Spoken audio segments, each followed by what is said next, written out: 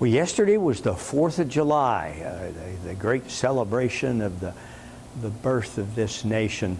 And just a few moments ago, you heard the national anthem. Maybe you stood up and sang along with it, and the pledge. And as we did that, I'm thinking about the statue of Francis Scott Key being yanked from its place and crashing to the ground. And well, the man had owned slaves, and I didn't know that about him. That indeed was a character flaw. And the call to get rid of our anthem and to replace it with something else. And that was a little troubling. And of course, then my mind to say, hey, you got to get to the text. We have these words of Jesus, with what can I compare this generation? It's like children in a marketplace.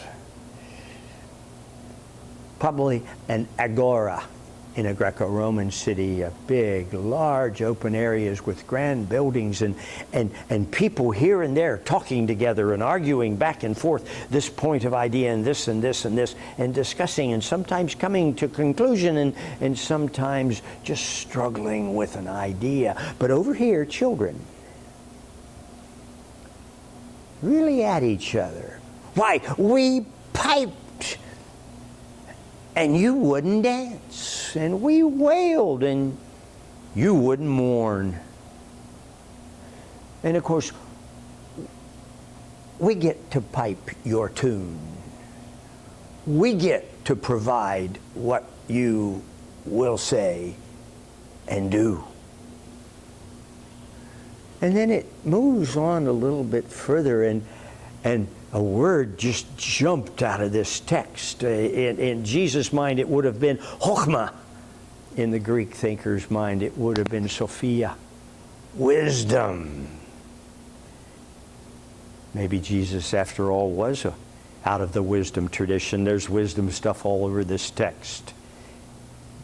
Wisdom will be vindicated by deeds.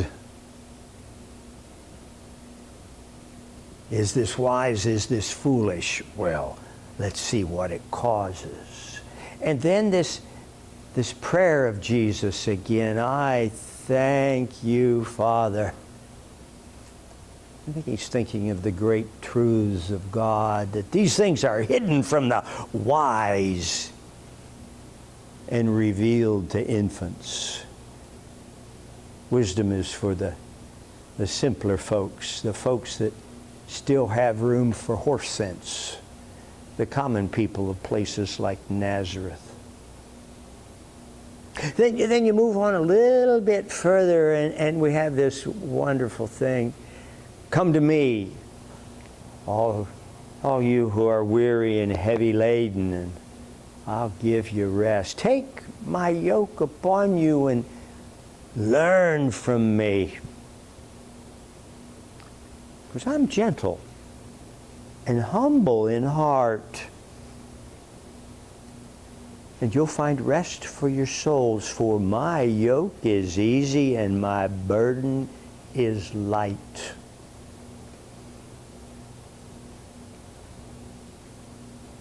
And then I think of the times when our nation was founded.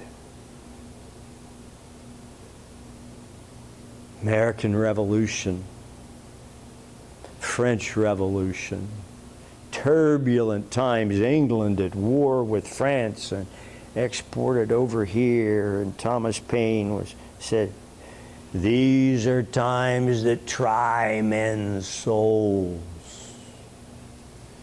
And so I said, he said men's. Why?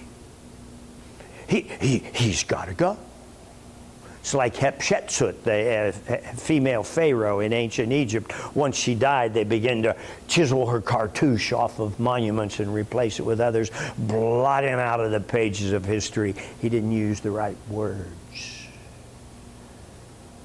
And then I think of our own time when a leader of one of our radical group says, "Meet our demands or we will burn this system down."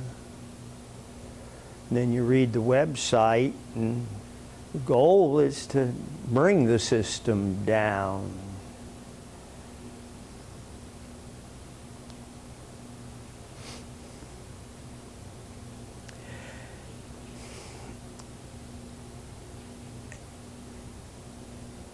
Times that try our souls. So we're living in them, and the things that grieve me the most, the story of the little toddler who was in the back of a car in his little seat, belted in, safe and secure, as a bullet ripped through the door and flattened out and mushroomed and hit his little body. And I don't know if it was diminished enough to kill him instantly, and the teenagers and all those that die in our cities. And nobody much cares. But the thing that is really grieving me recently, and certainly not more than those are priorities and they ought to be dealt with, but I'm just a simple country preacher. Getting rid of statues. Getting rid of them.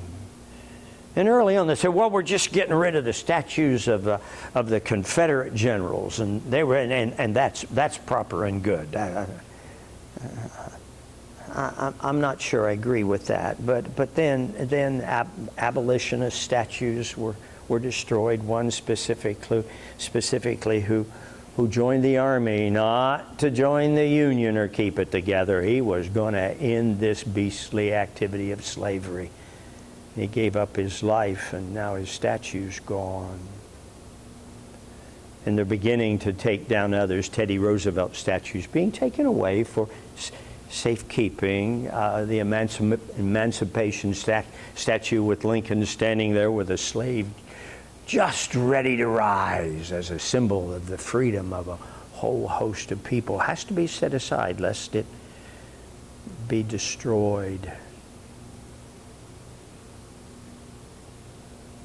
There have been calls to take down Mount Rushmore. I guess they blasted it to get it there, and they could blast it to get it down. Washington, Jefferson, Teddy Roosevelt, and even Abraham Lincoln just blotted from the pages of history. Get rid of the Washington Monument, the Jefferson Memorial. Be rid of them. Those people just weren't perfect. And if there's imperfection, rid yourself of it. Do away with the history. I wonder about each of our own lives, your life, my life. If someone had the ability to take away the experience of Sunday school, in my case, my third grade Sunday school teacher, Fred Price, who had fought in the Korean War and prayed with his eyes open because that's where he learned. Get rid of the things I learned from teachers and the moral lessons I saw in wonderful, holy examples of my grandparents and my father. Just strip those away. And say, no, don't bring those up. Get rid of those, and we'll tell you what's important and formative and what's appropriate to think and what's appropriate to do. I pray that you don't lose yourself in all this. I certainly pray we don't lose our nation's history. But after all, we're dealing with imperfect people. But a fascinating thing is one of the upper echelon of the anarchist groups this week called for the destruction of Jesus statues. And I suppose they might appeal to what he said to the Syrophoenician woman, and for a moment, ooh, he looks bad, and then he corrects himself. Bring it down, because this Jesus is a symbol of white supremacy. a Semite of the first century with calloused hands from hard work, olive skin, brown eyes, dark beard probably. Shaving would have been hard back then. Loving and caring and healing. Supremacy. The religious leaders got together with the political leaders and they gave him a horrible death on a cross. And of course, my great joy is that God stepped into that picture and raised him up and vindicated him. Sometimes the yoke is only easy in spirit because there is hard thinking to be done, and there's some boldness that is needed.